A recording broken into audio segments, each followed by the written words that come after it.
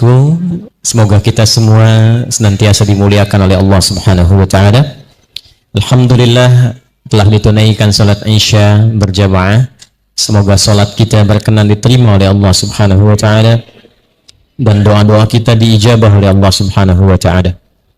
Semoga kita digolongkan pada golongan ahli Al-Qur'an seperti yang dibacakan dan dimohonkan oleh imam tadi, khususnya pada rakaat pertama saya simak tadi beliau bacakan Quran surah Fatir ayat 31 sampai dengan ayat 35. Semoga kita digolongkan pada orang-orang yang dimuliakan oleh Allah di dunia sampai akhirat, masuk dalam golongan ahli Quran yang dihilangkan lelahnya saat kembali di hari kiamat kepada Allah. Semua Allah hadiahkan lelah, capek, semua perjuangan dihilangkan seketika saat itu, sehingga dia tidak pernah merasa ingat bahwa dia pernah capek berjuang untuk pulang. Itu yang dimaksudkan di ayat tadi, masuk dalam golongan ahli Al-Quran. Baik, kita mulai kajian kita di pertemuan malam hari ini. Yang pertama kita ingatkan kembali Quran surah ketiga Ali Imran ayat 103. Kita cepat saja. A'udzubillahi minasyaitonirrajim. Bismillahirrahmanirrahim. Wa'tasimu bihablillahi jami'an wa la tafarraqu. واذكروا نعمة الله عليكم إذ كنتم أعداء فألف بين قلوبكم فأصبحتم بنعمته إخوانا وكنتم على شفا حفرة من النار فأنقذكم منها كذلك يبين الله لكم آياته لعلكم تهتدون. صدق الله العظيم. Saya ingin cerita dulu sebelum membahas ayat ini. Dulu sebelum Nabi Muhammad sallallahu alaihi wasallam diutus menjadi nabi dan rasul, suasana kehidupan pada masa itu jauh dari persatuan. Saya ulangi, jauh dari persatuan. Hampir rata-rata di semua aspek bertikai dan bersaing dengan cara yang tidak sehat. Pedagang saling tipu dan curang. Yang punya kedudukan bagaimana bisa naik, yang di bawah tetap berada dalam keadaan terjepit. Semua aspek. Dan ada 4 golongan pokok. Jadi kalau mau masuk golongan elit di masa itu 4 golongan. 1, ada golongan tujar, para pedagang. Yang kedua, ada golongan asy'ara, para seniman. Yang ketiga, ada golongan kahin, jamaknya kuhan, dukun. Dan yang keempat, sahir, tukang santet. Nah, 4 ini yang paling populer pada masa itu, dan tidak pernah ditemukan pertemuan-pertemuan, perkumpulan-perkumpulan yang melahirkan maslahat, nggak ada. Jadi kebiasaannya kalau setiap hari mereka menyebar, nanti akhir pekan kumpul buat pesta-pesta. Mereka menyebar dari hari pertama Al-Ahad. Hari kedua Al-Isnin, diserap ke dalam bahasa Indonesia menjadi Senin. Hari ketiga Thulatha, ya, diserap ke dalam bahasa Indonesia menjadi Selasa. Hari keempat Arbi'ah, diserap ke dalam bahasa Indonesia menjadi Rabu. Hari kelima Yaumul Khamis, Khamsah. Hari kelima diserap ke dalam bahasa Indonesia menjadi hari Kamis. Yang keenamnya bukan Yaumus Sadis, bukan Sittah, bukan Sadis, tapi mereka beri nama dengan Yaumul Arubah. Hari berpesta-pesta, berbangga diri dan berfoya-foya, menampilkan semua hasil kegiatan yang dagang, yang cari lirik, yang semua berusaha itu selama sepekan, tujuannya hanya untuk pesta-pesta. Datang ke pusat hiburan, namanya aswaq. Nanti ada suq Aqadh, suq Dumatul Jandal, dan suq yang lainnya. Puncaknya itu kumpulnya itu di Jabal Qubais. Yang kalau antum umrah, antum haji, pernah kan lihat itu ada istana raja ya di satu bangunan itu. Istana untuk menjamu para tamu-tamu raja yang akan haji atau umrah. Jadi kalau ada Grand Zamzam, sampingnya Sofwa, seberangnya itu ada istana. Nah, istana itu berdiri di atas Jabal Qubais. Jabal Qubais itu tempat paling elit. Siapa yang punya kuasa, dia akan naik ke atasnya. Siapa yang punya kekuatan, dia berada di atas. Karena itu nanti Nabi Muhammad SAW pun setelah peristiwa Isra dan Mi'raj mengumumkannya di atas Jabal Qubais untuk menunjukkan akan ada perubahan tata kehidupan setelah peristiwa itu. Yang mau saya katakan, itu setiap akhir pekan naik ke situ tanding kumpul semua. Siapa yang paling kaya dari hasil usaha, pamer. Pasang status. Waktu itu kan belum ada IG ya, belum ada Facebook. Ya, itu real langsung dihitung. Ya, bukan di foto-foto, hitung. Ini paling kaya, maka akan diangkat sebagai hartawan terpandang di zamannya. Jadi kalau antum sekarang pasang status cuma buat nampilkan apa yang antum miliki, ketinggalan. 15 abad yang lalu itu langsung hartanya ditunjukkan, bukan foto-foto lagi. Jelas? Jadi kalau pasang status, foto-foto hanya untuk pamer, dulu sudah pernah ada. Kemudian yang kedua apa? Nanti yang paling bagus sastranya, syairnya, qasidahnya, itu dilombakan. Ada 16 rumus nanti disebut dengan bahar. Ada tawil, tawilun lahudunal bukhuri fadailu, fa'ulun mafa'ilun, fa'ulun mafa'ilu, kifa nabki min dhikra habibin wa manzili, bisaqtili wa bainad dakhuli fahawmali. Ada rajas, mustaf'ilun, mustaf'ilun, mustaf'ilun, mustaf'ilun, mustaf'ilun, mustaf'ilun. Sautus safiril bulbuli hayyaja qalbi thamili al-ma'u wa zahru ma'a ma zahri lahzul muqali fa anta ya sayyidali wa sayyidi wa maulali fakam tayammuni ghazaylun uqaqali qataftuhu min wajnatin min fi'li hadha ar-rajuli faqala la la la faqad ghada muharwili wa wal walad wali wali ya waylali faqultu la tuwalwili fabainul lu'lu'ali qalat lahu hina kadha in harwadi dhul muqali kahatan kakailali tabtabuli. Tuh ada, coba ulangi. Nanti yang paling bagus syairnya dikumpulkan, diurutkan 7 urutan. Yang tertingginya maka akan mendapatkan gelar Amirus Syu'ara, Pangeran Pujangga. Ya, dulu namanya Imra al-Qais. 7 urutan terbaik akan disalin dengan tinta emas dan ditempelkan di dinding Ka'bah. Jadi sepekan tuh cari lirik aja. Cari lirik, cari syair, nanti dilombakan. Yang terbaik ditulis dengan tinta emas, ditempel di dinding Ka'bah. Itu sejarah Ka'bah itu nanti kelak sebelum diganti dengan kain kiswah yang isinya ayat Al-Quran. Awalnya syair, seni. Dukun juga begitu. Ya, 5 hari cari mantra. Siapa yang paling efektif mantranya, diangkat jadi kepala dukun. Nggak ada. Jadi paguyuban dukun pada waktu itu sudah ada. Ya, kalau ada lagi sekarang, ketinggalan zaman. Jauh. Tukang sihir juga begitu. Tukang sihir, tukang santet ada. Ya, nanti siapa yang mantranya, santetnya paling dominan, paling cepat, paling kena, itu nanti jadi patokan. Itulah kebiasaannya. Jadi nggak ada kumpul kayak gini. Nggak ada. Allah rubah semua itu. Allah alihkan kebiasaan itu. Yang saling menyakiti, yang tampil paling hebat, menyakiti yang rendah, munculnya perbudakan dan segala rupa, diturunkan risalah kepada Nabi Muhammad SAW. Allah tidak berikan tongkatnya Musa alaihissalam, bukan mu'jizatnya Nabi Isa alaihissalam, tapi Allah turunkan Al-Quran untuk merubah keadaan masyarakat pada waktu itu. Dan hebatnya bukan hanya merubah mereka, tapi menyatukan mereka dalam semua nilai-nilai kebaikan. Pasca diterangkan oleh Nabi SAW Quran itu, maka apa yang terjadi? Yang tadinya maaf, tidak saling kenal, sekarang saling kenal. Yang tadinya acuh tak acuh, sekarang saling sapa. Yang tadinya saling menzalimi, sekarang saling membantu.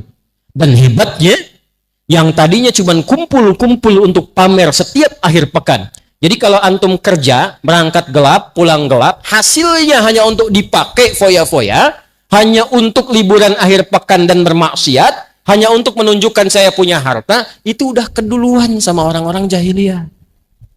Sudah ada dulu. Nah, ketika Allah turunkan Al-Quran, dirubah sifatnya. Yang tadinya arubah, dirubah langsung namanya menjadi Jum'ah. Menjadi apa? Jumu'ah. Ini asalnya ibadah Jumat. Jadi nama Jumat ini asalnya untuk merubah keadaan jahiliyah tadi menjadi keadaan hidup yang lebih baik dan berkah. Maka turunlah Quran surah ke-62 Al-Jumu'ah itu khususnya di ayat 9 sampai dengan 11. Ya ayyuhalladzina amanu idza nudiya lis-salati min yaumil jumu'ati fas'au ila dzikrillah. Perhatikan. Allah satukan dengan iman. Makanya turun ayat innamal mu'minuna ikhwah. Semua orang yang telah beriman itu saudara.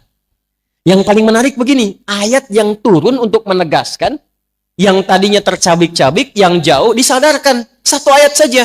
Sepanjang kalian sudah beriman, kalian saudara, kata Allah. Setelah itu dikumpulkan. Kalau sudah beriman, pola hidupnya mesti berubah. Pekerjaan mesti tertata. Turun ayat membimbing. Begini cara bangun tidur. Begini cara menyusun pekerjaan. Begini cara bekerja. Begini cara dagang. Begini cara mencari kedudukan. Begini cara belajar. Setelah itu, muncullah setiap pekan dikumpulkan. Bukan di tempat-tempat pesta lagi. Dikumpulkan di masjid dengan sifat Jum'ah dari kata al-jam'u. Punya 3 makna. Duduk. Kenali siapa yang duduk. 2. Yang ketiga, saling mengisi di antara yang duduk. Itulah Jum'ah. Sifat Jum'ah yang cepat disebut jamaah. Jadi setiap hari kita jamaah, setiap pekan Jum'ah. Hebatnya, kalau ibadah harian jamaah, itu yang kumpul paling skala kecil. Ini komplek ini, kalau jamaah kan paling yang dilihat sekomplek ini aja kan. Tapi kalau Jumat, Pak, yang bukan dari sini bisa datang. Sifatnya dirubah. Jamaah dan Jum'ah. Allah tidak menginginkan kalian datang, duduk, dengar khutbah, kadang-kadang ngantuk, bahkan tidur, sholat 2 rakaat dan pulang. Bukan itu. Itu bukan Jumat. Atau jamaah, datang cuma sholat, zikir, pulang. Bukan itu. Tidak ada satu pun yang ke masjid di zaman Nabi, kecuali dia kenal siapa yang duduk di sampingnya. Sampai situ dulu tuh. Dan tidak ada yang datang ke masjid di zaman Nabi, kecuali dia keluar dari masjid selesai urusannya. Pak Najib, yang lapar masuk masjid, pulang kenyang. Zaman Nabi. Datang haus, pulang hilang dahaga. Yang hebat begini, datang tak ada pekerjaan, pulang punya pekerjaan. Nggak cukup dengan amin, kita lihat dulu nih. Ya. Datang sakit, pulang sehat. Jadi masjid itu solusi di zaman Nabi, menyatukan. Nah itulah sifatnya jamaah, pekanannya disebut dengan Jum'ah. Siapa yang menyatukan itu? Allah. Lewat apa? Diikat. Jadi kalau tahu sapu nggak, sapu lidi? Kalau sapu lidi satu-satu bisa nggak untuk digunakan menyapu? Bisa, cuma lama, Cepi. Cepi itu cepat pikirkan, bukan nama orang. Ya. Sama, lama, satu-satu. Tapi kalau kita ikat, jadi satu. Lebih kuat atau lemah? Mudah digunakan menyapu atau tidak? Mudah. Biasanya kalau mau diikat harus pakai apa? Tali. Tali itu bahasa Arabnya hablun namanya. Maka ketika orang-orang sudah beriman, Allah katakan, hei, wa'tasimu bihablillahi jami'a. Dulu kalian terpecah saat di jahiliyah. Dulu kalian nggak saling kenal. Dulu kalian saling menindak. Dulu kalian saling melukai. Setelah masuk Islam, yang mencaci saling mencintai, yang memukul saling merangkul, yang mengancam tiba-tiba saling menyenangi dalam nilai-nilai kebaikan. Dan itu dibiasakan. Yang hebatnya begini, teman-teman pernah dengar hadis tahiyatul masjid tidak? Kalau masuk masjid mau etikaf duduk, itu sholat dulu, sholat apa namanya? Berapa rakaat? Baik, perhatikan baik-baik. Asal tahiyatul masjid itu bukan hanya menghormati masjid, tapi juga mengenalkan siapa jamaah yang datang. Asalnya begini, ada seorang pemuda, namanya Sulaik, dari Gotofan. Maka disebut Sulaik al-Gotofani. Biasanya dimunculkan kalau ujungnya ada I, itu untuk menunjukkan daerah. Dia bukan orang situ. Seperti Imam Al-Bukhari, pernah dengar? Nah, nama aslinya bukan Bukhari, nama aslinya Muhammad. Bapaknya Ismail, kakeknya Ibrahim, kakek buyutnya Al-Mughirah, yang buyutnya Al-Bardizbah. Tinggal di Kecamatan Ju'afah, Kabupaten Bukhara, Provinsi Khorasan, negara Uzbekistan sekarang. Karena beliau datang ke Arab memperkenalkan, saya bukan orang sini, saya dari Bukhara. Maka tambahkan al di depannya, ujungnya I, Ana Al-Bukhari.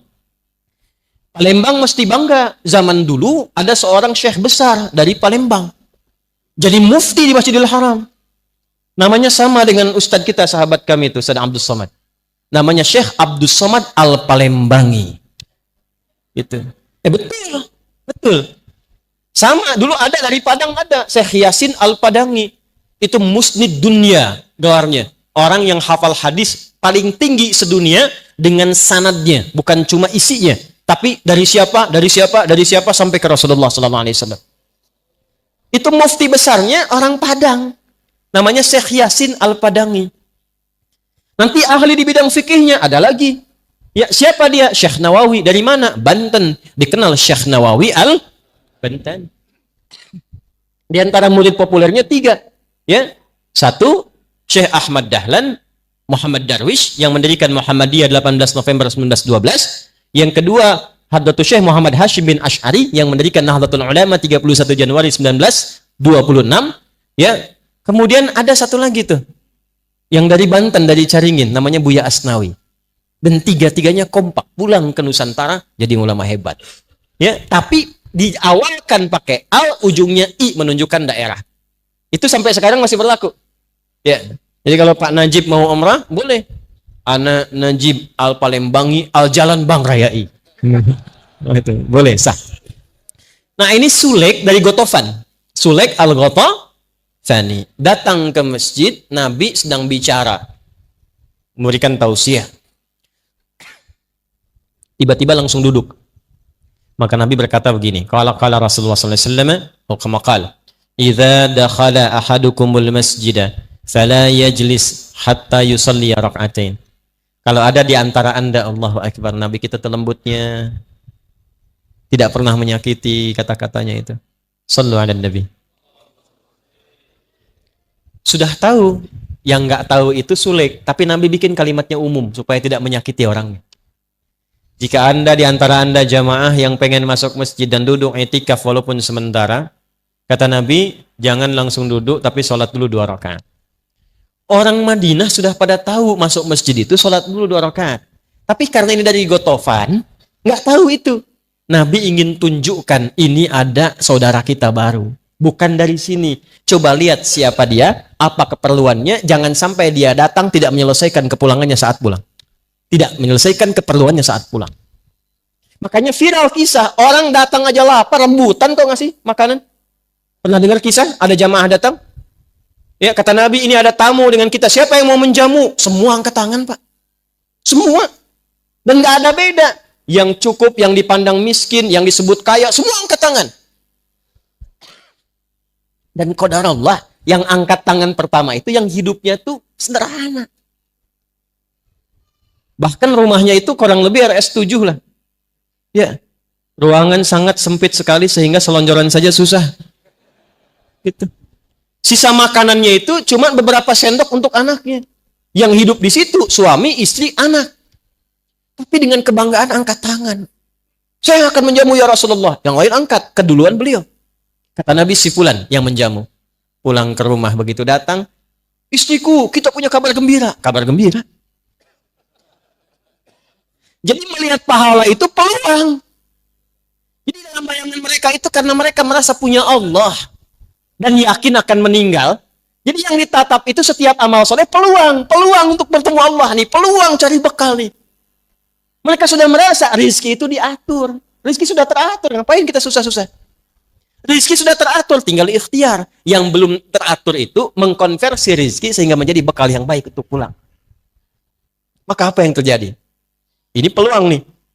Ada apa Pak? Tamu. Siap. Kompak. Istri menidurkan dulu anaknya. Begitu selesai, suami siap-siap, piring sudah ditata, lampu dipadamkan. Ini mohon maaf ya bahasa kitanya ini penghematan katanya. Jadi kita makannya biar enak-enak, nyaman. Istri sudah siap, suami bawa, hidangkan semua. Jadi yang satu makan dengan lahapnya, yang satu lagi tak tek tok kayak seperti orang makan. Anaknya tidur dalam keadaan menahan lapar. Ditidurkan oleh ibunya dalam keadaan menahan lapar. Besoknya begitu selesai tamunya kenyang pulang, dia nggak tahu yang menjamu itu pun tidur semua dalam keadaan lapar. tapi mereka kenyang dengan ridha Allah Subhanahu wa taala. Makanya sedikit makan tuh kalau ibadahnya banyak, makan minum tuh sedikit. Coba saat puasa. Nafsu banyak, ibadahnya banyak. Begitu nafsu kalah, amal solehnya muncul, minum yang kita harapkan banyak, jus ini, jus itu, seteguk teh manis kenyang. Ya? Maka apa yang terjadi? Turunlah Quran surah 59 ayat 9 sampai 10 itu. Wa yu'thiruna ala anfusihim walau kana bihim khasasah. Dipuji langsung oleh Allah. Itu masa-masa indah di era Nabi sallallahu alaihi wasallam. Jadi nggak ada satupun orang datang kecuali kenal, dan kumpulnya bukan cuma begini saja. Hati mereka pun kumpul. Jadi nggak cuma datang gini, datang, dengar tausiah, pulang, nggak kenal lagi, tidak begitu. Nggak begitu. Kalau begitu jahiliyah banyak. Datang, kata Abu Jahal nih. Begitu datang semua sampaikan, bubar lagi, nggak kenal lagi. Itu zamannya jahiliyah. Maka Allah sampaikan, wadhkuru ni'matallahi 'alaikum idz kuntum a'da'a fa'alafa baina qulubikum fa asbahtum bi ni'matihi ikhwana. Kata Allah, cukup yang bermusuhan itu zaman jahiliyah saja. Setelah kita berislam, beriman, tidak ada musuhan lagi. Yang terpecah belah itu cukup zaman jahiliyah saja. Justru dengan kita berislam itu kita punya komitmen untuk menyatu, bukan terpecah belah. Cukup saling memusuhi itu jahiliyah saja. Sebab kalau sudah beriman, fa asbahtum bi ni'matihi, nikmat iman itu yang pertama Allah berikan, menyatukan kita sebagai saudara. Itu poin pertama. Kenapa saya munculkan ayat ini? Karena kita kehilangan rohnya sekarang. Yang kumpul banyak, tapi nggak kenal satu dengan yang lainnya.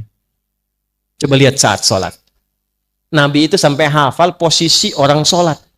Si fulan sayap kanan pojok, si fulan sayap kiri, si fulan saf kesekian, si fulan gantian karena kainnya terbatas gantian dengan istrinya sampai ketahuan.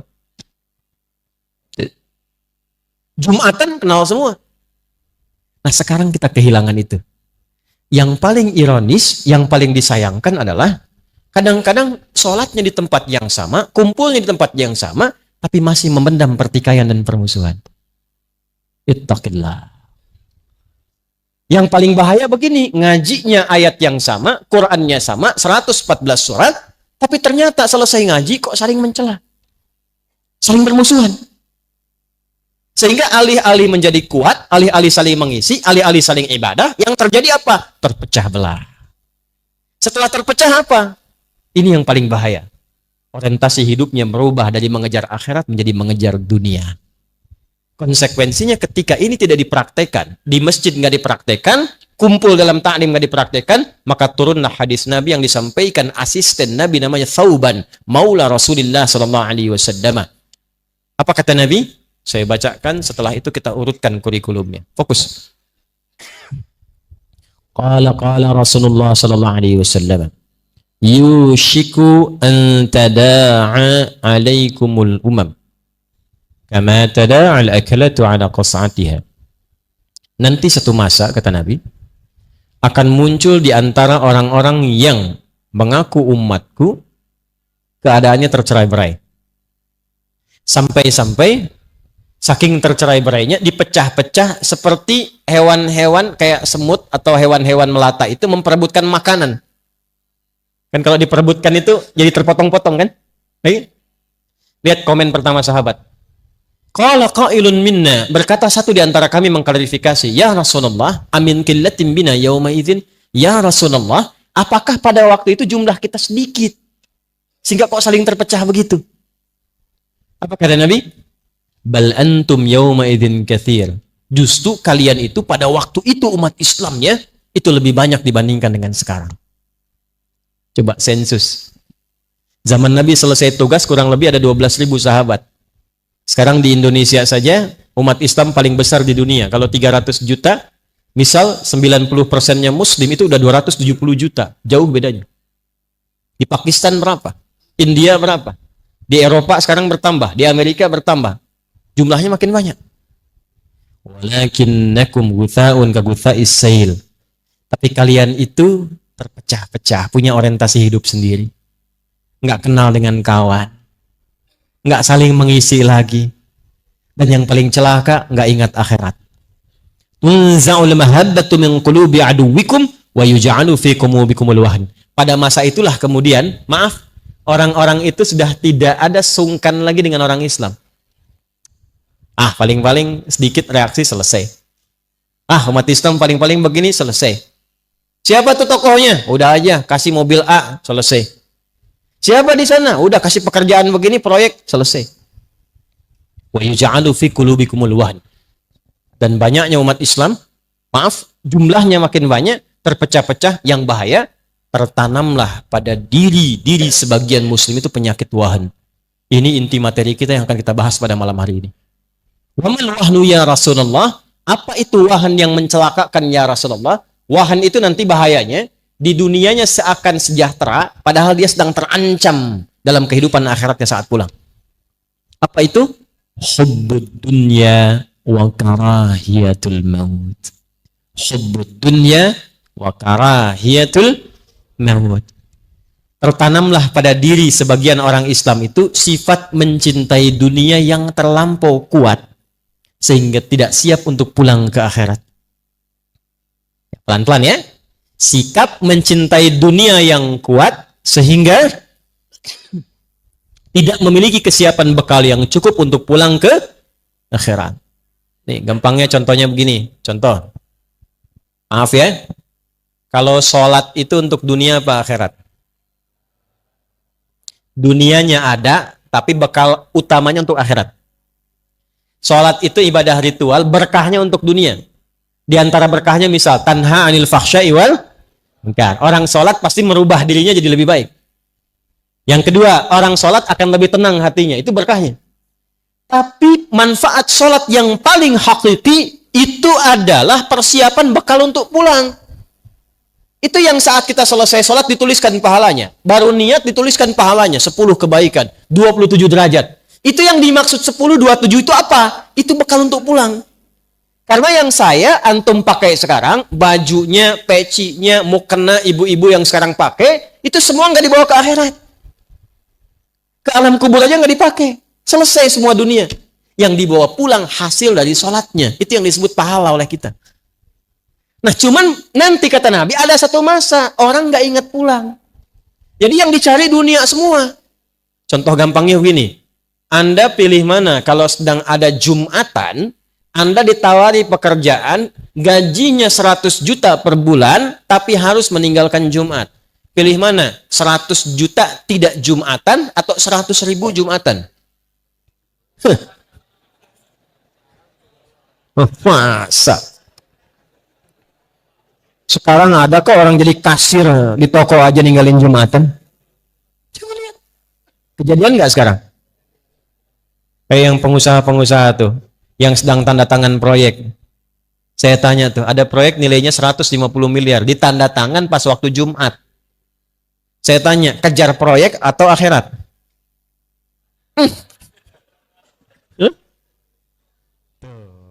Ini masalah kita. Kan tadi sudah kita sadar, dunia itu sudah terukur. Semua sudah diatur. Kita Jumatan pun gak kehilangan rezeki kita. Sudah teratur. Yang belum jelas itu adalah bekal kita untuk pulangnya. Maka dari itulah kita mesti belajar penting saat ini, apa yang harus dilakukan saat masa-masa itu tiba.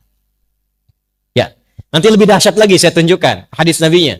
Au kama qala Rasulullah sallallahu alaihi wasallam, sayati 'alaikum zamanun, akan tiba satu masa. Satu, lihat baik-baik. Taqarubus sa'ah atau taqarubuz zaman. Waktu semakin cepat diakses. Setahun kayak sebulan, sebulan kayak sepekan, sepekan kayak sehari, sehari kayak sekilatan. Terasa nggak sekarang?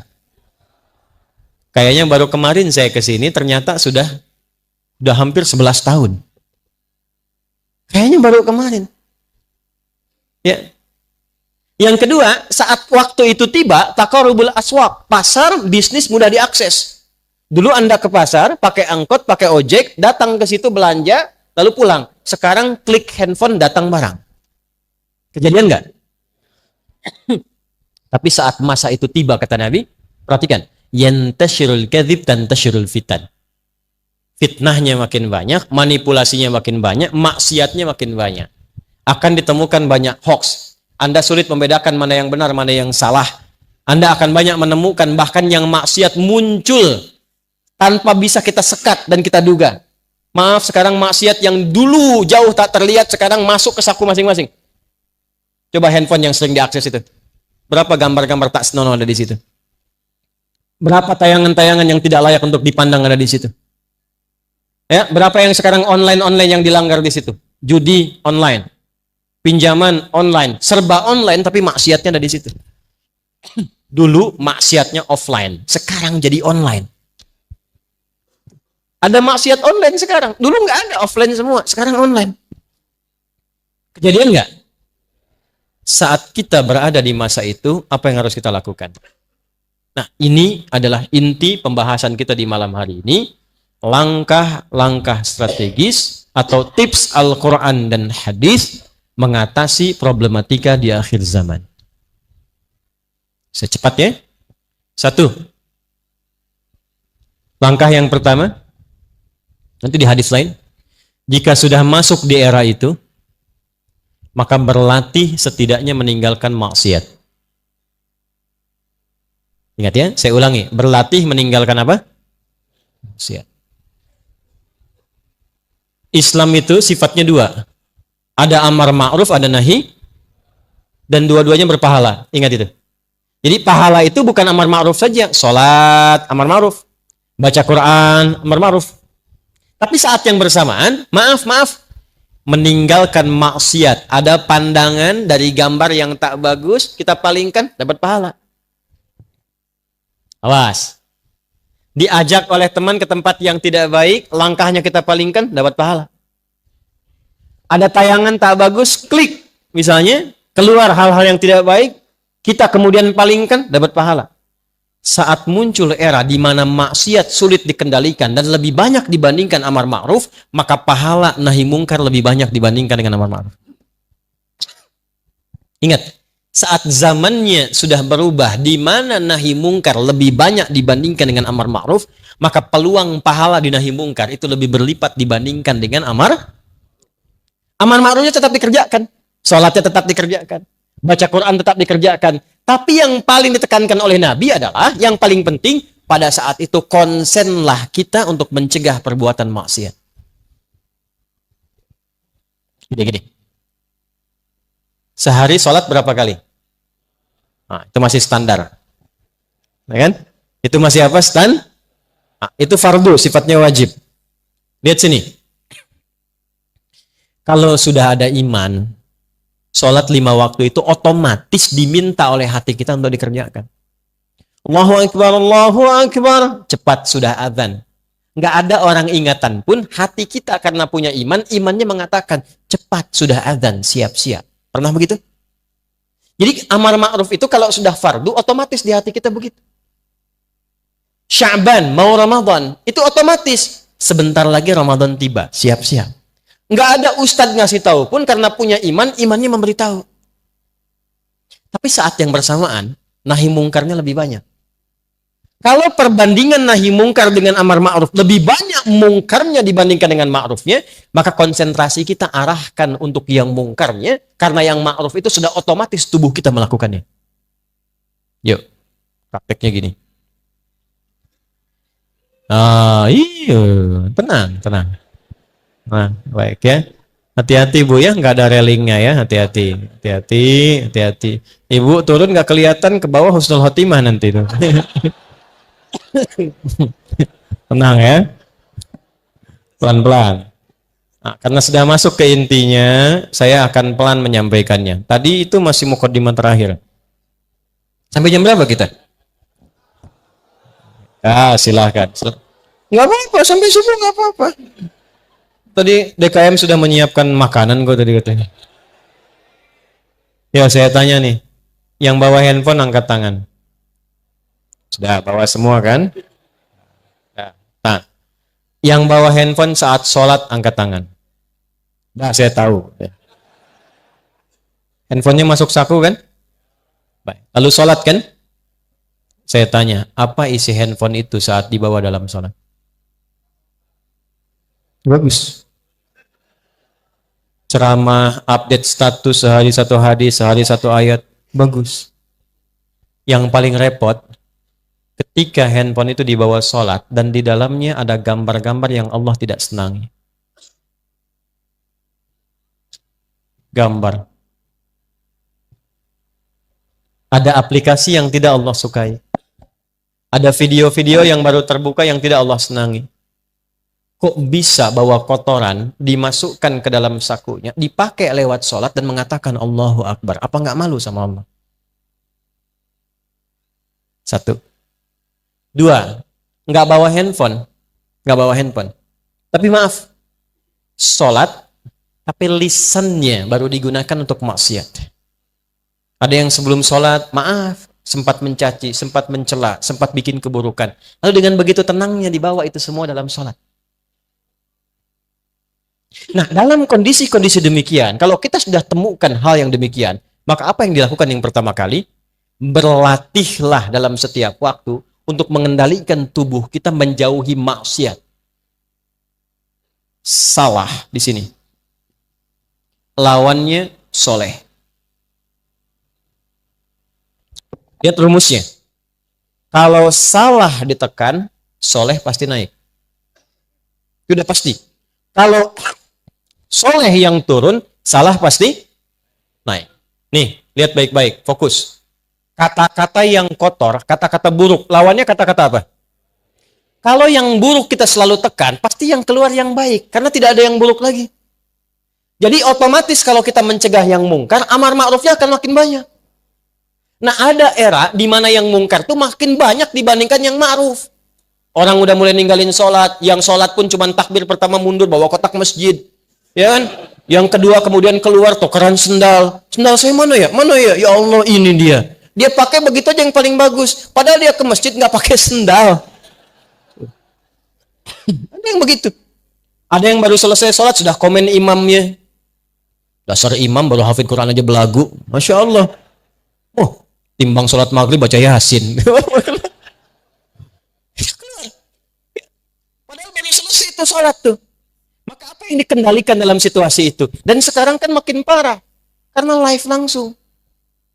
Sekarang saya haji aja, saya umrah, saya lihat orang tawaf aja live. Subhanallah. Kelihatan nggak di sana? Alhamdulillah. Ya Allah. Kan? Ya kita berhusnudzon iya, tapi menempatkan fikih dengan benar juga itu harus. Maka yang dilakukan apa? Satu, dari ujung kepala sampai ujung kaki, latihan tiap hari. Turunkan pikiran dulu. Mata. Terus sampai ke kaki. Sekarang hari apa? Ahad. Besok Senin. Coba latihan sepekan dari Senin sampai dengan Ahad nanti. Sepekan. Latihan berpikir yang baik. Husnudzon. Karena era-era sekarang itu banyak suudzon. Coba antum buka berita dari apapun, diklik online, itu 85% isinya itu kemungkaran semua. Judi online begini, ada yang ditemukan pembunuhan, baru mabuk begini, di sini ada begini, di sini ada kriminalitas. 85% isinya sekarang itu hasil dari maksiat semua, media sekarang. Kalau nggak percaya silahkan cek. Dan yang paling menarik apa? Yang paling menarik, semua otak kita dicuci tanpa sadar untuk melakukan tindakan-tindakan yang salah. Akhirnya kita baru lihat komen orang saja sudah ikutan ribut di komennya orang. Padahal kita nggak ada urusan dengan masalah orang itu. Satu orang bikin status, di bawahnya komentar. Yang komen pada ribut. Padahal yang bikin status biasa-biasa saja. Satu kan? Maka apa yang dilakukan? Sepekan berlatih bagaimana husnudzon dalam kehidupan. Mulai dengan di rumah tangga dulu. Suami husnudzon kepada istri, istri husnudzon kepada suami. Ibu dan ayah husnudzon kepada anak, anak berprasangka baik kepada kedua orang tuanya. Lalu praktekkan. Jelas? Pekan keduanya, mata. Yuk latihan sepekan, atau bisa dipraktekkan berbarengan. Ini kan nggak susah, pikiran dengan mata. Maaf, ini sederhana tapi mahal. Dan pahalanya bisa jadi paling banyak di era kekinian. Sepekan, latihan memandang yang dibenarkan oleh Allah. Ayatnya Quran. Kalau yang ini Quran surah 49 ayat 12, di Quran ada semua. Yang ini Quran surah ke-24 ayat 30 untuk laki-laki, 31 untuk perempuan. Latihan mata. Kullil mu'minina. Katakan pada orang-orang yang beriman Muhammad SAW, perintahkan pada mereka. Yaghuddu min absarihim. Sepanjang sudah punya iman, imannya pakai untuk memandang. Jadi orang beriman itu ciri khasnya, imannya membantu perilaku dia untuk bekerja. Iman naik ke mata, mata akan dibimbing bagaimana cara melihat berdasar imannya. Makanya kita punya standar. Apa yang harus dilihat, apa yang tidak dilihat. Maaf ya, nggak ada orang pun kalau ada iman, Anda keluar dari sini, lihat baligo besar misalnya di luar di jalan, yang terpampang misalnya ada aurat terbuka. Yang tidak layak dilihat. Yang tak layak dilihat itu aurat manusia. Kalau aurat hewan memang terbuka. Ya, ada iklan tentang kuda nggak pakai baju, itu silahkan aja mau dilihat juga, nggak ada masalah. Tapi manusia terbuka busana, ya. Sekarang kan repotnya begini, iklan shampoo itu yang dilihat shampoo-nya apa orangnya? Iklan mobil itu yang mau dilihat itu di dealer, mobilnya atau orang yang jaganya? Ayo bapak-bapak tuh.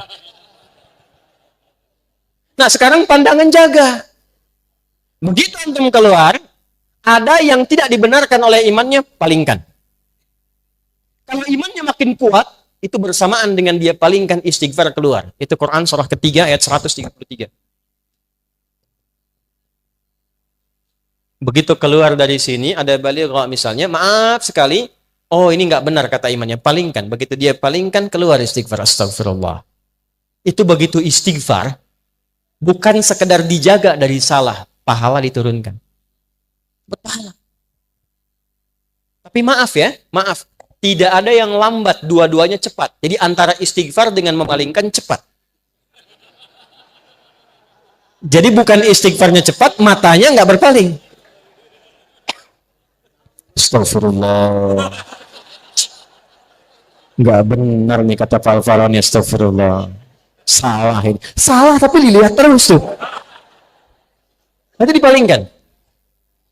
Nanti kalau sudah dilatih, mata kita akan peka pada yang baik-baik saja. Lihat proyek yang tidak baik, langsung dipalingkan. Keluar dari sini bukan alas kaki Anda, otomatis kata imannya bukan punya kamu, palingkan. Tapi kalau iman bermasalah, sakit, atau iman kosong, ya, bisikannya lain nanti. Makin lemah imannya, makin kreatif setannya. Awas, hati-hati. Astagfirullah, bukan punya saya yang gini. Yang itu tuh yang lebih bagus lagi, ambil yang itu tuh.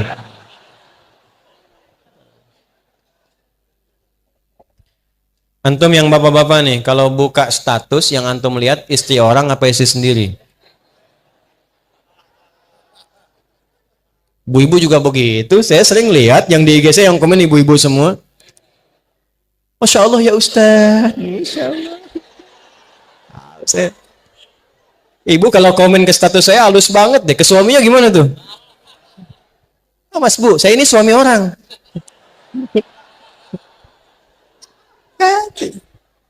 Awas, hidup penuh kepalsuan sekarang ini nih. Ya, hati-hati. Sama suami orang baik, sama suami sendiri, terus hati-hati. Ya, jelas ya? Nah, ini dilatih sekarang. Dari mata turun ke, oh jangan langsung ke hati aja Bu. Ke lisan dulu. Langsung ke hati aja Ibu. Dari mata turun ke lisan. Turun ke hati langsung ke kauan. Nih, pekan kedua, ini materi kayak sederhana Pak, tapi mahal. Dan sekarang kita lagi butuh ini. Lagi butuh ini. 2, turun ke lisan. Saya cepat di lisan, nanti saya berhenti. Ayatnya Quran surah 49, ayat 12, ayat 11 sampai 12. Ya ayyuhalladzina amanu, la yaskhar qaumin qaum. Nanti layar taba'dukum ba'da. Hei orang-orang yang telah menyatakan beriman. Ini saya cepat terjemahkan pakai ilmu nahu ya. Ya harfun nida, lida'il qarib mutawassit wal ba'id. Ya huruf penyeru untuk yang dekat, menengah dan jauh. Disebutkan sebanyak 361 kali dalam Al-Qur'an. Memanggil yang dekat, menengah dan jauh. Ketika ya disatukan dengan iman, seakan Allah ingin mengatakan begini. Hei semua yang telah menyatakan beriman. Dimanapun kau berada, baik engkau merasa sedang dekat, menengah ataupun jauh dari Allah. Tapi engkau merasa beriman. Ayyuha disebutkan 150 kali dalam Al-Quran. Ayyunya munada menguatkan, haknya tanbih mengingatkan. Aku tegaskan, aku ingatkan, sepanjang kau beriman. Alladzina disebutkan 1080 kali dalam Al-Quran. Menunjuk semua tanpa kecuali. Besar, kecil, tua, muda, laki-laki, perempuan, semua lintas profesi. Sepanjang engkau beriman, aku tak peduli siapa engkau. Engkau punya jabatan, punya pangkat, engkau hartamu banyak, engkau cukup, engkau rakyat, engkau pejabat. Kata Allah, aku nggak peduli. Sepanjang kau merasa punya iman, la yaskhar qaumin qaum. Jaga lisanmu, jangan sampai merendahkan orang lain. Jangan saling mencela. La yaghtab ba'dukum ba'dha, jangan bikin hoax, jangan sakiti orang. Man kana yu'minu billahi wal yaumil akhir falyaqul khairan aw liyasmut. Kata Nabi lebih detail. Nabi mensyarah ayat ini, siapa yang merasa beriman kepada Allah dan merasa dihisab lisannya hari kiamat, katakan yang baik, tak mampu diam. Katakan yang baik, tak mampu. Bisa nggak kita praktekkan sepekan? Jangan marah, kata Nabi, la taghdab. Bisa nggak sepekan aja? Mau keluar yang tak baik, tahan. Ada orang misalnya nggak sopan sama Anda, mau Anda marah, datang dong. Tahan. Oh, pikiran baik, praktekkan. Nyambungkan lisan langsung ke pikiran. Mungkin dia begitu karena belum tahu saya. Ya, tahan lagi. Nggak usah ditambah-tambah, belum tahu dia siapa saya. Turunkan. Ada yang nggak sepakat dengan istri dengan suami, jangan marah. Diam dulu. Kontrol. Dengan diam itu lebih tenang pikiran. Ya, suami dengan istri kan bedanya tipis-tipis, tapi pandangannya kan jauh. Ya kan? Istri mau datang aja udah pakai seragam tuh. Kadang-kadang nunjukin lu ke suami. Apa yang bagus mana ya kajian Ustaz Adi? Pakai bajunya yang hitam atau yang putih? Kata suami bagus hitam deh mah. Ah kayaknya putih deh Pak. Dia nanya tapi udah punya pilihan. Masih untung kalau dipakai, begitu keluar, hijau. Tahan. Itu lisan. Kita bisa tata itu sepekan saja berubah kita. Kalau nggak percaya silahkan, demi Allah, pikiran, lisan, kemudian pikiran, mata, lisan, telinga, di atas kepala aja di sini dulu nih. Kita perbaiki selama sepekan, demi Allah, cek sepekan berikutnya, antum akan menjadi pribadi yang berubah dari sebelumnya. Itu cuma mengamalkan beberapa ayat aja. Jaga deh, cuma sepekan amalkan ayat ini, ayat mata, ayat telinga, ayat lisan, amalkan selama sepekan. Lihat perubahan yang terjadi hari ini sampai sepekan ke depan. Perhatikan bagaimana Al-Quran merubah kita menjadi pribadi yang lebih baik. Wa'tasimu bihablillahi, hablillah di sana Quran. Sebelum disatukan oleh Allah, Allah merubah dulu setiap pribadi jadi baik dulu. Karena kalau disatukan dalam keadaan yang kurang baik, bahaya juga. Baik dulu setiap hari, satu sampai ke ujung kaki. Nah, sekarang saya kasih rumus cepat. Saya berikan amalan dari Al-Quran dan hadis. Satu amalan yang kalau dikerjakan secara cepat akan merubah kita jadi lebih baik. Nah, kalau mau catat boleh. Amalannya asyam. Apa amalannya? Bukan asyab, asyam. Ya. Artinya puasa. Apa? Puasa, satu-satunya amalan yang disiapkan untuk menambah amal soleh saat yang bersamaan mengikis amal salah. Cuma puasa. Anda kalau nggak percaya, besok Senin puasa tuh. Niatkan untuk mencintai Rasulullah. Karena beliau ketika ditanya, kenapa engkau puasa hari Senin? Kata Nabi, kama qala hadza yauma wulidtu. Ini hari saya dilahirkan. Niatkan puasa Senin untuk mencintai Rasulullah sallallahu alaihi wasallam. Ini juga dalil bahwa saat hari ulang tahun boleh puasa untuk mengevaluasi diri. Saya kembalikan. Besok puasa, silahkan cek. Demi Allah saya katakan, ketika Anda puasa, saat yang bersamaan Anda ingin meningkatkan amal soleh Anda. Yang biasa cuma sholat fardu, bisa sholat sunnah. Yang biasanya jarang baca Quran, bisa baca Quran.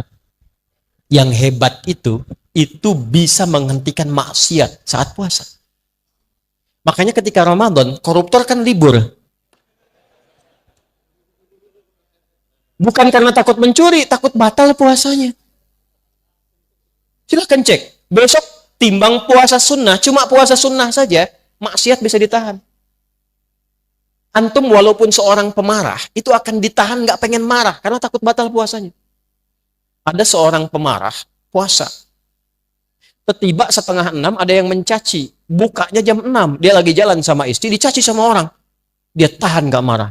Istrinya bingung, kan suaminya biasanya pemarah. Kata istrinya, bang, abang kan biasanya marah, kenapa nggak dibalas? Kata suaminya, ntar habis maghrib. Tunggu maghrib dulu.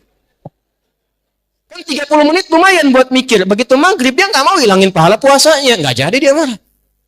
Jadi kalau Anda ingin berlatih menghilangkan kebiasaan buruk, rajin puasa. Senin, istirahat dulu. Setelah enak Senin, tambah Kamis. Jangan dirapel dulu. Jangan terlalu banyak. Nanti bosan. Senin dulu aja. Senin sudah enak, besoknya Senin lagi. Pekan depannya lagi. Sudah enak, sudah terbiasa, tambah Kamis. Terbiasa Kamis, tambah Ayyamul Bid. Sudah terbiasa, langkahkan ke tingkat tertinggi puasa sunnah, namanya puasa Daud. Sehari puasa, sehari. Senin puasa, Selasa tidak, libur. Rabu puasa, Kamis. Nah, kalau sudah puasa Daud, yang Senin Kamis itu ikutkan ke Daud. Karena kita sudah berada di level yang lebih tinggi. Dan berbahagianya begini, kalau Anda puasa Senin Kamis sudah terbiasa, terus pindah ke Daud, begitu saat Kamisnya libur, itu pahala puasa Kamis tetap dituliskan. Dalilnya apa? Hadis Nabi, "Idza maridal 'abdu aw safar kutiba lahu mithla ma kana 'alaihi muqiman shahiha." Kalau seorang hamba punya uzur seperti sakit atau safar, dia menghilangkan kebiasaan rutin amal solehnya karena kondisi ini, karena uzur, baik itu sakit atau safar, pahalanya tetap dituliskan sempurna. Antum terbang dari Palembang, besok ke Jakarta. Pas terbangnya itu mendekati waktu-waktu zuhur, ba'da zuhur bahkan. Antum sholat dulu. Nah, begitu sampai ke Jakarta, kan zuhurnya sudah selesai di sini. Kan bisa dijamak qashar kan? Ya kan? Zuhur jadikan 2, asar jadikan 2. Ada sholat sunnah qobliyah zuhur? Ada. Ba'diyah zuhur ada? Antum biasa kerjakan itu kalau sedang mukim. Karena safar, antum qashar. Ketika antum qashar, antum nggak kerjakan yang sunnah tadi. Itu pahala sholat sunnahnya tetap dituliskan sempurna. Hadisnya sahih. Jadi kalau sudah qashar, yang sunnah sudah. Jangan terlampau soleh. Betul, karena yang fardu aja dikurangi, masa mau ditambah sunnah? Terus ya? Itu hadiah dari Allah, qashar itu hadiah. Ketika Anda qashar, itu pahala sholat sunnah dituliskan bagi yang biasa sholat sunnah. Kalau enggak, yang nggak dapat pahala juga. Ya, yang hebat tuh begini, Bu. Kalau perempuan kan ada masa haidnya kan? Ini catat rumus, Bu, ini di antara kita saja nih. Ya. Ini perempuan-perempuan muslimah. Kalau masa sucinya rajin beramal, sholat, baca Quran, dia zikir, dia sholawat, masa haidnya kan berhenti itu sholatnya. Ya kan? Itu semua kebiasaannya dituliskan pahalanya walaupun dia sedang libur dalam haidnya. Maka saya nasihatkan pada muslimah dimanapun berada, dalam keadaan masa suci, perbanyak amal soleh. Karena Anda akan mendulang pahala pada masa haidnya. Cepat, mumpung belum datang masa monoposnya. Kalau sudah tiba masa monopos, nggak ada bedanya nanti. Karena semua berjalan lagi. Nah, kembalikan pola ini kepada apa yang tadi kita bahas, teman-teman sekalian. Kembalikan. Susun ini dari awal sampai dengan akhir, ujung kepala sampai dengan ujung kaki. Berlatih ini dulu. Kalau mau cepat, puasa. Jelas? Oke, jadi setelah ini silahkan. Yang besok puasa Senin silahkan. Nyaman tambah Kamis. Jangan cepat-cepat ya. Senin dulu aja. Sampai nikmat dan konsisten Senin, pindah Kamis. Nikmat konsisten Senin Kamis, tambah Ayyamul Bid. 3 hari di pertengahan bulan. 13, 14, 15 Hijriah. Sudah konsisten, mau tambah, silahkan. Puasa Daud.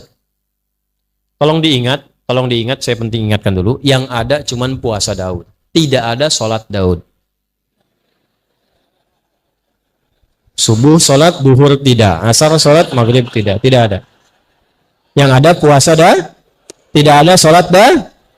Nggak usah kreatif. Ya, tidak usah kreatif. Terlalu inovatif dalam persoalan ibadah bisa masuk kategori bid. Nah, cepat. Saya mau selesai. Kita 15 menit lagi selesai. 2. Kalau sudah konsisten menata diri jadi baik. 2. Perdalam ilmu pengetahuan. Penuhi majlis-majlis ilmu. Ya. Saya yakin insya Allah di Palembang ini, Sumatera Selatan pada umumnya, banyak guru-guru yang hebat-hebat, baik-baik, ulama-ulama kita. Para tuan guru, ulama, habaib, dan sebagainya, penuhi majlisnya. Kalau bisa, saya usulkan begini. masjid-masjid ini itu bukan sekedar diikat dengan organisasi, ikatan antar masjid. Di DMI, Dewan Masjid Indonesia. Didaftarkan aja, tidak. Data, Pak, di sini wilayah ini ada berapa masjid. Setelah itu kerjasama. Bikin kajian, kajiannya itu yang terukur, difasilitasi jamaah. Jangan semua kajian sama. Nanti malah berlomba-lomba, sini kosong, sana penuh, pindah sini. Kadang-kadang begini, beda masjid jamaahnya itu-itu aja. Kerjasama dengan masjid-masjid. Masukkan database jamaahnya. Misal, ada fikih yang pokok dulu. Fikih sholat, fikih zakat, fikih misalnya haji umrah. Ibadah ada di Masjid Baitur Rahman. Nanti fikih-fikih yang sosial misalnya, ini di masjid yang sebelahnya. Fikih-fikih yang membahas tentang aspek-aspek kehidupan muamalah, masjid sebelahnya. Database ustadznya dimasukkan, informasikan, saling kemudian mengingatkan. Jamaah Baitur Rahman disampaikan. Bapak Ibu jamaah sekalian, hari ini kita punya kajian fikih salat. Nanti setelah insya Allah di depan masjid kita itu ada ustadz hebat. Ulama hebat akan bahas fikih zakat. Yang ingin tahu tentang zakat, silahkan ke sana. Itu caranya. Perdalam majlis ilmu dengan cara belajar 3 hal. Karena sekarang zaman fitnah. Awas, hati-hati. Hati-hati. 3 ini tidak kita dapati, problem akan muncul. Sesama muslim bisa saling celah. Yang bahaya masjidnya kosong. Cuma gara-gara kunut, yang satu kunut, yang satu tidak, nggak pada ke masjid. Padahal yang salah itu yang tidak sholat subuh. Yang paling celaka begini. Yang imaminnya yang kunut, imam, makmumnya nggak ikut. Itu bahaya. Atau sebaliknya, yang imamnya yang tidak kunut, makmumnya sujud sahwi. Kaidahnya kan begini, kaidahnya kata ini Nabi yang sampaikan, bukan saya. Innama ju'ilal imamu liyu'tamma bihi, faqira'atul imam qira'atul ma'mum. Imam itu dijadikan, kata Nabi, supaya diikuti. Jadi kalau imam ruku, makmum ruku. Imam sujud, makmum sujud. Imam baca kunut, makmum ikut kunut. Syekh Ibnu Shalih Al-Utsaimin itu mufti. Ilmunya luar biasa. Mazhabnya Hambali. Beliau nggak kunut yang subuh. Tapi apa fatwanya? Kata Syekh Utsaimin, kata beliau, fatwanya, jika ada imamnya kunut, maka makmum yang tak sama paham kunut pun mengaminkan di belakangnya. Allahumma hdina fi man hadait. Amin. Wa'afina fi man afait. Amin. Bukan sebaliknya. Allahumma hdina fi man hadait. Bid'ah.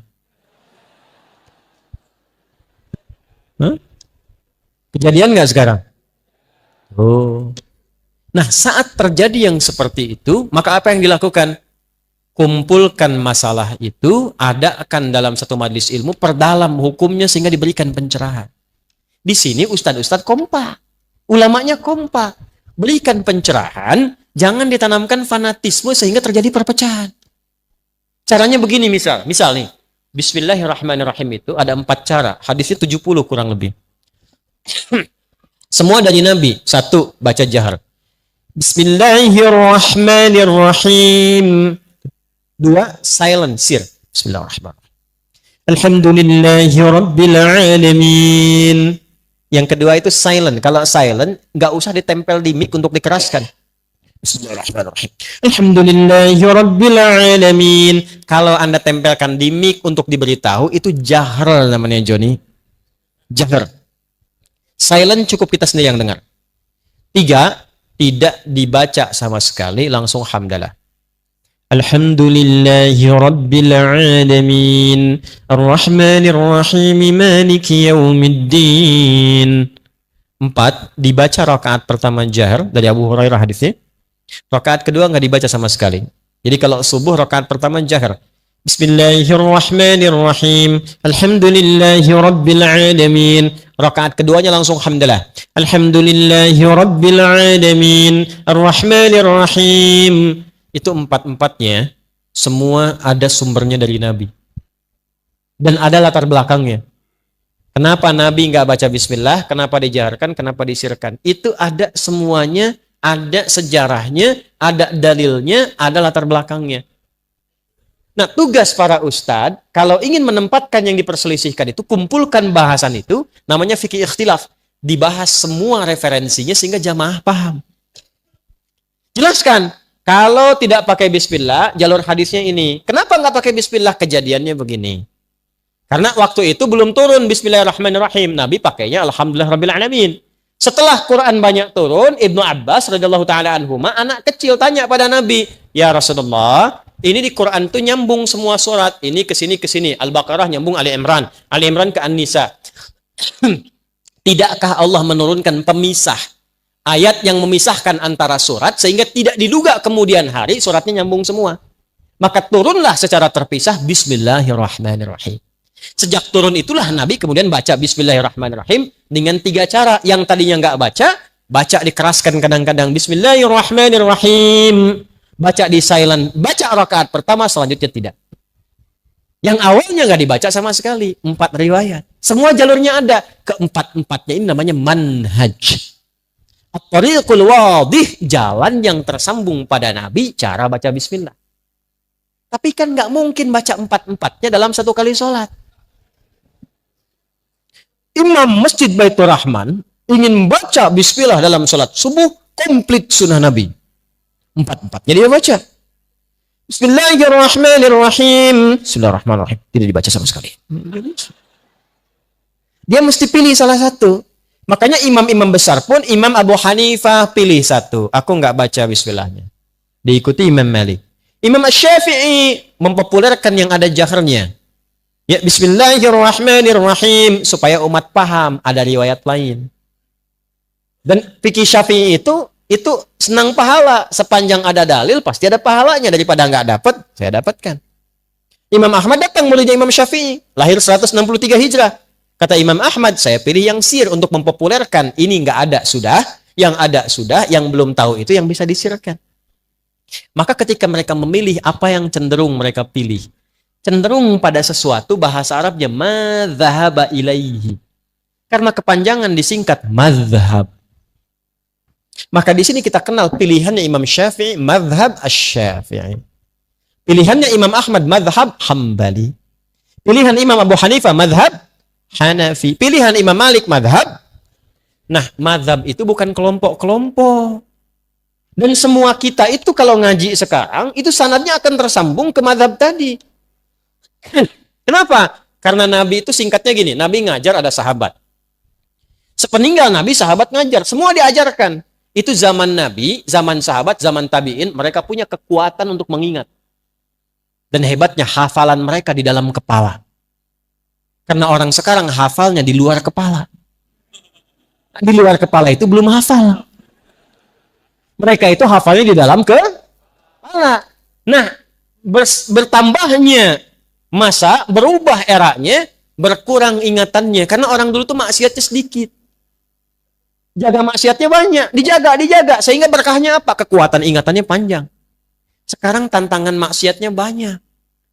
Dan ingat, maksiat itu salah satu penyebab utama mengurangi kemampuan untuk menghafal. Saya punya teman, hafal ribuan hadis. Masuk bioskop. Keluar, hilang semua hafalannya. Saya nggak tahu apa yang ditonton. Pulang keluar dari situ, hilang semua hafalan. Ingat, maksiat menghilangkan keberkahan. Imam Syafi'i ngadu kepada gurunya Imam Waqi. Syakautu waqi'an an su'i hifdhi, fanasahani an atrukal ma'asi. Faqala, al-ilmu nurun wa nurullahi la yunzal lil 'asi. Saya mengadu kepada guruku Imam Waqi tentang buruknya hafalanku. Kebayang nggak buruknya hafalan Imam Syafi'i? Mungkin beda titik, beda koma. Kata Imam Waqi gurunya, tinggalkan maksiat. Karena maksiat itu mencegah cahaya ilmu dari Allah masuk dalam kalbumu. Balik ke sini teman-teman sekalian. Fokus baik-baik. Kembalikan ke kita di sini. Apa yang kita lakukan? Kumpulkan yang tadi itu. Ulama dulu banyak mengingat. Tapi masa setelahnya kan banyak membaca. Mengingatnya kurang, kemampuan menurun. Maka ada 4 bintang ulama yang menyalin hafalannya dalam kitabnya. Kalau orang sekarang, kitab orang disalin begini, dihafalin. Ulama dulu dihafal dulu, hafalannya nyalin kitab. Kitab tuh disalin dengan hafalannya. Hafal, salin kitab. Sekarang kan kitab ada, dihafalin. Kan? Maka 4 bintang itu, satu Imam Abu Hanifah An-Nu'man yang wafat tahun 150 Hijrah. Kedua Imam Malik bin Anas yang lahir tahun 94 Hijrah.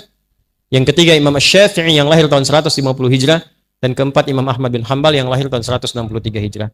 Itu mereka menghimpun referensi dari masa sebelumnya, dihafalkan, diturunkan lewat kitabnya. Jadi yang sekarang kita pelajari itu mau nggak mau akan nyambung jalurnya ke mereka itu. Karena semua jalurnya begitu. Maksud saya, jangan pernah katakan begini, ikut mazhab apa ikut nabi. Itu artinya belum belajar. Tapi jangan kita cela, itu pernyataan aneh. Karena kalau orang ngaji fikih nggak mungkin berkata demikian.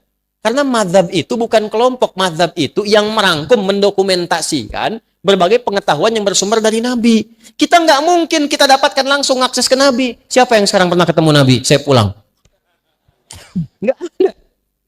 Nih, Anda belajar sholat dari mana? Nggak mungkin langsung dari Nabi. Oh, tadi saya ketemu Nabi, mimpi kok diajarin begini. Nggak bisa. Kita harus urut riwayatnya dari mana. Nah, kalau kita urut-urut yang mengajarkan dari takbir sampai salam, ketemunya jalurnya di mazhab juga. Ketemunya di situ.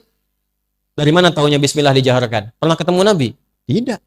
Diurut sipulan sampai ke Asy-Syafi'i. Asy-Syafi'i menerima dari gurunya sipulan sampai ke Nabi. Urutan itu disebut dengan sanad namanya. Di Sahih Muslim ada babul isnad di muqaddimah. Babul isnad minad din. Jadi urutan dalam penyampai riwayat itu termasuk dalam agama. Jadi kalau salah menerima ilmunya bisa salah ibadahnya. Nah, kita punya itu dalam Islam. Nah, dalam hal yang ada perbedaan, yang tidak sama, belajar caranya supaya tidak saling menjatuhkan. Tidak saling mencela dan merasa benar sendiri. Padahal mungkin orang lain punya alasan yang berbeda dengan kita, cuma sumbernya kembali ke Nabi. Ya, cepat. Saya mau akhiri sebentar lagi. Ini boleh nggak bonus 5 menit? Ya.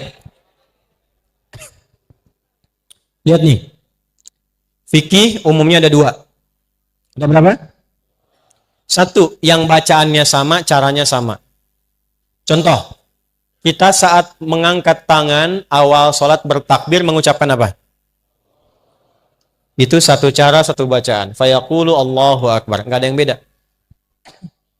Kalau ada satu cara, satu bacaan, itu artinya semua umat Islam dipandang mampu melakukannya. Jangan beda, nggak usah kreatif. Saya capek Allahu Akbar terus, besok Allahu Rahman aja.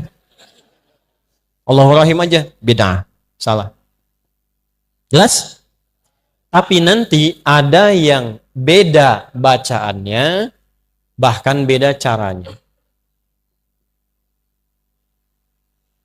Tapi kalau diurut-urut sumbernya dari Nabi semua. Kalau ada yang begini, itu tandanya semua umat Islam dipandang oleh Allah itu tidak mampu melakukan dengan satu cara yang sama. Maka diturunkan beragam cara supaya semua bisa melakukannya dan mendapatkan hikmah yang sama. Contoh bacaan. Ini kita baca Quran nih. Al-Fatihah ya. Saya kemarin lihat ada yang viral-viral tuh ngoreksi bacaannya Habib Umar. Hati-hati tuh ya. Jangan nggak sopan tuh. Beliau itu ahli hadis ya. Ahli Quran. Cucu Nabi. Ilmunya banyak. Jauh dengan saya tuh. Ya, jauh sekali. Orang belum berilmu, belum sampai. Jangan ngoreksi yang sudah berilmu. Ya. Contoh gini. Ihdinas siratal mustaqim. Yang kita baca kan? Dari Hafiz, pakai shod ya. Ihdinas siratal mustaqim. Jelas? Ada yang nggak bisa shod, bisanya pakai sin. Gampang kok shod, kata Anda orang Palembang. Tapi di Arab itu ada yang nggak bisa shod, dipaksa-paksa sampai kiamat kurang 2 hari nggak bisa.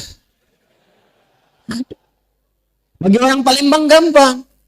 Ihdinas siratal mustaqim. Shod. Ihdinas siratal mustaqim. Sin. Tapi ada lisan orang Arab yang nggak bisa shod, bisanya sin. Shod, sin, shod, sin. Utlubul ilma walau bisin, utlubul ilma walau bisod.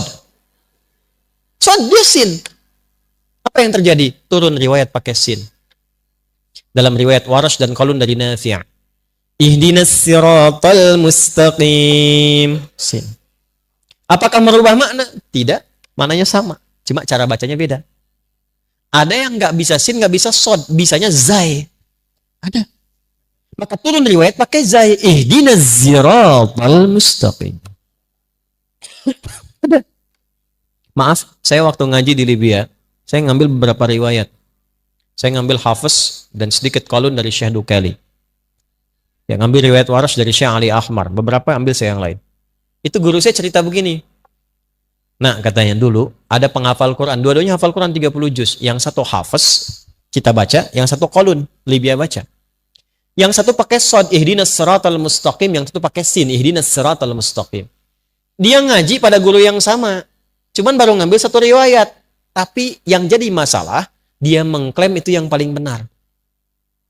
Ketemu sama kawannya, kamu salah, harusnya pakai shad. Yang sin bilang, ente yang lupa baca, harusnya pakai sin. Akhirnya dua-duanya sepakat, kita datang ke guru kita tanya mana yang benar. Gurunya bijak sekali. Kata syekhnya, ya bunayya iqra, anakku baca. Kata yang pakai shad, ihdinas siratal mustaqim. Hasbuk, cukup nah. Ente iqra, kamu baca. Dia baca pakai sin, ihdinas siratal mustaqim. Hasbuk, cukup nah. Kalian berdua, antuma mukhtian. Kalian berdua salah. Yang benar itu, ihdinas siratal mustaqim. Pakai zai. Gurunya pengen bilang, kalaupun merasa sudah pintar, jangan suka menyalah-nyalahkan orang. Karena boleh jadi orang yang disalahkan itu punya alasan juga. Yang ada itu pelajari apa yang dia praktekkan, cari tahu. Kalau ternyata salah, perbaiki dengan cara yang lembut. Nabi Musa aja ke Firaun kan caranya lembut. Faqula lahu qaulan layyina, katakan dengan lembut. Itu teman antum bukan Firaun. Antum pun tidak lebih soleh dibandingkan Musa. Antum bukan Musa, dia bukan Firaun. Kenapa antum kasar? Hah? Kenapa harus saling mencela? Ini yang paling hebat. Ada yang nggak bisa A, bisanya pakai terus. A, anta, ente, anak, ane. Ada begitu, madrasah. Itu imalah. Di Arab banyak. Sekarang kayak di Syria, di Palestina, Afrika sebagian pakai semua. Mungkin Betawi dari situ sana dia. Bijaknya Allah, diturunkan Al-Quran bisa dibaca pakai Wadduha, kita. Yang itu, wadduha, wallayli idha saji, ma wadda'aka rabbuka wa ma qali, walalakhiratu khairul laka minal uli, walasawfa yu'tika rabbuka fatardi. Antum ketawa. Saya baca wadduha di kalangan masyarakat yang wadduha. Ketawa dia. Karena dia biasa pakai Itu namanya lahjah. Karena kita nggak bisa paksa lisan orang. Kita bilang, orang Palembang bilang sepeda. Mampir ke Medan, kata Medan, sepeda. Sepeda dengan sepeda, barangnya sama nggak? Itulah perbedaannya. Beda tuh. Jelas? Oke, jadi kalau ada yang demikian, pelajari. Jangan saling mencela dulu. Ada yang gerakan, ada yang bacaan dan gerakan, seperti kunut misalnya. Pelajari, kenapa ada kunut? Sebelumnya ada atau enggak? Apa putusan nabinya? Bagaimana kemudian membacakannya? Dan seterusnya, sehingga adem kitanya. Nah, nanti kenapa? Karena akan muncul satu masa, sesama muslim saling menyalahkan. Ini saya tuh paling tidak nyaman kalau ada orang ngaji Qur'annya sama, nabinya sama, tapi setelah itu saling menyalahkan. Dan yang paling saya khawatirkan adalah begini, menyimpulkan bahwa itu yang paling benar, yang lain salah. Itu bahaya. Sebab ketika yang dipelajari itu salah, tidak ada yang mampu didengar dari yang membenarkan. Itu bahaya. Ada di antara jamaah kami, menyekolahkan anaknya di satu sekolah. Begitu diwawancara, pewawancaranya nanya begini, untuk diterima di sekolah. Padahal masih sekolah kecil, TK ke SD begitu. Orang tuanya ngajinya sama ustadz siapa? Begitu disebutkan Ustadz Adi, beda manhaj, nggak bisa. Waduh, gimana ini? Padahal kita belum pernah bertemu dengan orangnya. Belum pernah tahu apa yang dimaksudkan. Tidak ada masalah dan tidak boleh mencela. Tidak boleh kita berprasangka buruk juga. Yang saya khawatirkan adalah begini. Anda menghukumi sesuatu yang tidak Anda ketahui, maka kalimat itu mencari pemiliknya. Beda manhaj itu artinya beda keyakinan. Karena manhaj itu semua yang bersumber dari Nabi. Kalau beda manhaj, artinya beda keyakinan. Bahaya itu. Beda mazhab pasti nggak ada masalah. Beda manhaj itu bahaya. Apalagi kalau dipanggil sudah nggak salam. Assalamualaikum akhi. Beda manhaj. Bahaya. Maka bagaimana rumusnya? Pelajari. Saya tidak mengajarkan Anda untuk saling mencela orang lain. Kalaupun ada yang begitu, jangan dicela. Jangan dicela. Tapi kita tetap terbuka dengan senyuman dan baik, pelajari sehingga semua membuat mengerti. Yang enak tuh begini, guru mengajarkan, kita tidak kunut misal. Dalilnya ini. Kalau ditemukan teman kita kunut, dalilnya yang ini. Jadi hargai mereka yang kunut. Jelas? Kita bacanya jahar. Kalau Anda menemukan yang tidak jahar silent, ini dalilnya. Jangan kaget kalau ditemukan. Enak kalau begitu. Saya di Masjidil Haram, tugas tahun 2010. Bi'sah penerima jemaah haji. Jemaah haji pertama datang pas sholat isya, imamnya Imam Syekh Sudes. Begitu sudah takbir, Allahu Akbar. Ini saya masih ingat betul sampai sekarang. Berarti sudah 13 tahun peristiwa itu. Allahu Akbar. Silent. Bismillahirrahmanirrahim. Alhamdulillahi Rabbil Alamin. Itu komentar pertama makmum di samping saya. Iki imamnya Muhammadiyah tuh katanya. Muhammadiyah cabang Masjidil Haram.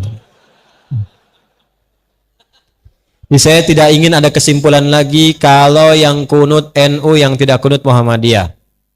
Sejak kapan itu di zaman Nabi sudah muncul? Tidak ada. Muhammadiyah hormati, NU hormati, kompak semuanya jadi seorang muslim yang baik. Sepakat? Terakhir, praktekkan itu, hanya jangan jadi teori saja. Jadi keluar dari masjid ini besok-besok, Pak Najib, Pak Edi, dan yang lainnya, ini jamaah didata nih. Nanti ustadz-ustadznya pun masukkan database. Ada siapa saja ustadz di Palembang? Masukkan. Nanti masjid didata. Kompak, ketemu dengan sesama masjid, susun jadwal. Ustadz Fulan di sini, Habib Fulan di sini, segini. Materinya ini, rekomendasikan ke jamaah. Bikinlah aplikasi untuk saling melengkapi. Nah, nanti dari masjid ini ikatannya bikin aplikasi. Aplikasi sahabat masjid, misal. Ya? Sahabat masjid. Ada apa di dalamnya? Bukan cuma tentang waktu sholat, waktu taklim. Jamaahnya yang UMKM masukkan ke situ. Yang pengusaha beras masukkan. Yang tukang sayur masukkan. Tukang baju masukkan. Jadi sesama jamaah kalau mau pesan sesuatu, antar jamaah lagi. Hiduplah di situ ekonominya. Kalau sakit, tahu dokter ada jamaah. Begitu ketemu, tahu database-nya. Tidak perlu ke rumah sakit. Tanya resepnya apa, dapat alhamdulillah. Kecurian, ketemu, jamaahnya di sini ada polisi. Tinggal sampaikan, diproses. Alhamdulillah, balik lagi. Kalau bisa begitu, itulah yang dimaksudkan. Nilai-nilai keislaman yang hadir dalam satu saf. Innamal mu'minuna ikhwah. Jadi itu yang kita bahas, seperti sederhana. Tapi insya Allah kalau kita istiqamah sampai dengan wafat, mudah-mudahan dengan itu kita dimuliakan oleh Allah Subhanahu. Saya simpulkan malam hari ini, satu, latihan menghindari maksiat. Siapkan satu-satu listnya dari mata sampai ujung kaki dan amalannya. Yang kedua, latihan untuk mendalami pengetahuan yang sekiranya ada yang beda-beda. Jadi kalau penasaran jangan langsung menyalahkan, cari dulu ilmunya. Karena sekarang musim-musimnya saling menyalahkan, hati-hati. Ya. Maaf, tambahan. Kalau ada pengajian yang mengarahkan pada aspek-aspek yang fatal secara agama. Misal, yang keras, yang melukai, bahkan sampai menghilangkan nyawa, itu cepat hilangkan. Hindari. Jauhi, hindari. Karena akan tiba, kata Nabi, satu bentuk pengajian dalam bahasa hadisnya tentang hadis muflis. Ada orang yang kalau mendoktrinkan untuk melukai orang. Sampai puncaknya, wasafaka dama hadza. Ada yang menumpahkan darah membawa nama Allah. Hati-hati ya. Kalau ada yang ngajak perselisihan, ngajak sampai menumpahkan darah, itu hindari. Karena akan membuat kita bangkrut di hari kiamat. Dan sekarang terjadi. Saya bermohon pada Allah supaya tidak terjadi lagi yang demikian. Ya. Itu waktu kejadian di Jalan Tamrin meledak itu, saya sedang di Lampung. Wah! Jamaah langsung tanya, Ustaz, apakah bom di Jalan Tamrin termasuk fisabilillah? Saya bilang, Mas, sependek pengetahuan saya, jihad fisabilillah itu jihad di jalan Allah, bukan di Jalan Tamrin. Hati-hati ya. Yang terakhir, praktekkan persaudaraan, difasilitasi oleh DKM Kompa. Ustadz-ustadznya kita persaudarakan, bikin database, kumpulkan semua jamaah di situ. Insya Allah kalau begitu, kita mendapatkan Palembang, Sumatera Selatan sebagai baldatun thayyibatun wa rabbun. Allahumma taqabbal minna innaka antas sami'ul alim. Wa tub 'alaina innaka antat tawwabur rahim.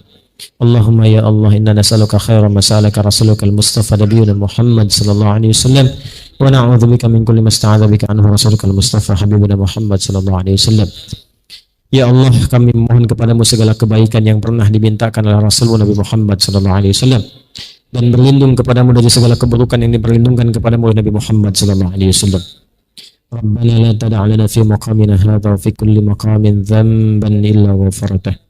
Ya Allah, kalau ada pelaku maksiat, pendosa yang hadir di malam hari ini, di pengajian ini, jangan biarkan ia pulang kecuali Engkau telah ampuni seluruh dosa-dosanya, menerima tobat dari perbuatan maksiatnya. Wala hamman illa farajtah. Ya Allah, bila ada di antara jemaah yang datang membawa kegelisahan, jangan biarkan ia pulang kecuali Engkau telah tenangkan keadaan hatinya. Wala asiran illa yassartah. Ya Allah, jika ada di antara jemaah yang datang membawa kesulitan, maka mohon dengan keikhlasannya angkat dan hilangkan kesulitannya. Wala maridan illa syafaitah. Jika ada di antara jemaah yang datang membawa penyakit, maka mohon angkat dan sembuhkan penyakitnya. Allahumma alif baina qulubina ya Allah. Allahumma wahidna fi safika ya arhamar rahimin wa jadibna min at-tafraqah. Ya Allah, mohon lembutkan hati-hati kami untuk saling bersaudara dalam kebaikan. Jauhkan dari kami dari perpecahan yang mengundang murka dan neraka-Mu ya arhamar rahimin. Ihfadz biladana waj'al umara'ana udala. Ya Allah, mohon jaga negeri kami Indonesia. Jauhkan dari perpecahan. Bimbing para pemimpin kami ya Allah supaya bersikap adil dalam kebijakan mereka yang meringankan hisab mereka di hari kiamat ya arhamar rahimin. Wahfadz ulama'ana waj'alhum mukhlasin lakaddin. Dan mohon jaga para ulama kami ya Allah. Sehatkan mereka, ikhlaskan mereka dalam berdakwah untuk membimbing umat pada kebaikan dan ridha-Mu. Allahumma jalla qiyata hayatina hayatan thayyibah. Ya Allah, mohon jadikan sisa kehidupan kami lebih baik daripada hari-hari sebelumnya. Waj'al akhirah hayatina husnal khatimah. Dan mohon wafatkan kami ya Allah dalam keadaan husnul khatimah. Rabbana atina fid dunya hasanah wa fil akhirati hasanah wa qina adzabannar. Wa sallallahu ala sayyidina Muhammad wa ala alihi wa sahbihi ajma'in. Wa akhiru da'wana subhanakallahumma rabbana wa bihamdika nashhadu an la ilaha illa anta nastaghfiruka wa natubu ilaik. Walhamdulillahi rabbil alamin. Assalamualaikum warahmatullahi wabarakatuh.